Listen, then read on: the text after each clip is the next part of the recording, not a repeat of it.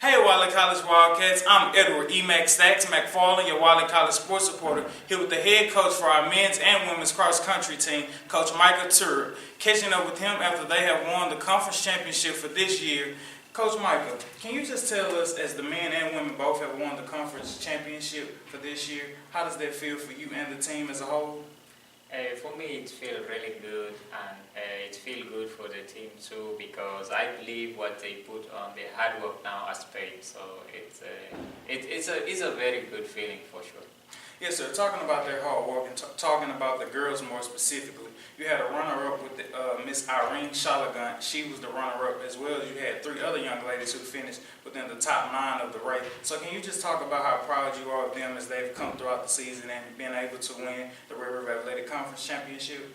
Yes, we trained and looking at the other conferences stats. We were looking at their times. We were looking at what they do every week. So prior to our race on Wednesday night, we had a meeting and we had a plan, we had a strategy. So we were like, okay, we need to figure out how we're gonna win this, because otherwise we might not win it. So my plan was to win the race from the first mile.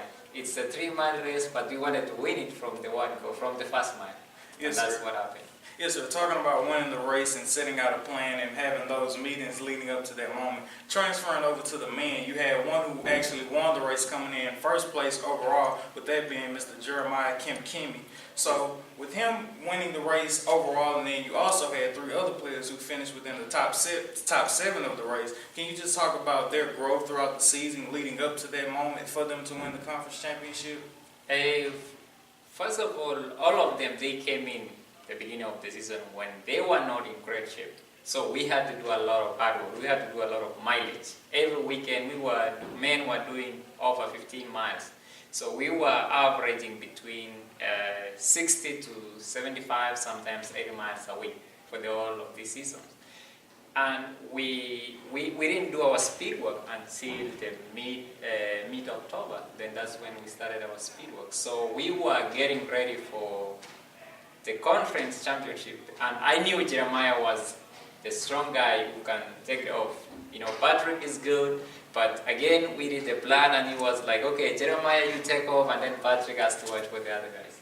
Yes, sir. Talking about that, as well as getting their mileage up and knowing that they were not in shape. So as you look forward towards the Nationals in Lawrence, Kansas, how do you go about keeping your team disciplined, being able to make sure they maintain that mileage and be able to endure, as you have a little bit of a layover as you start November 21st and the 22nd. So how do you go about keeping them disciplined again and just being ready for when that time comes for Nationals?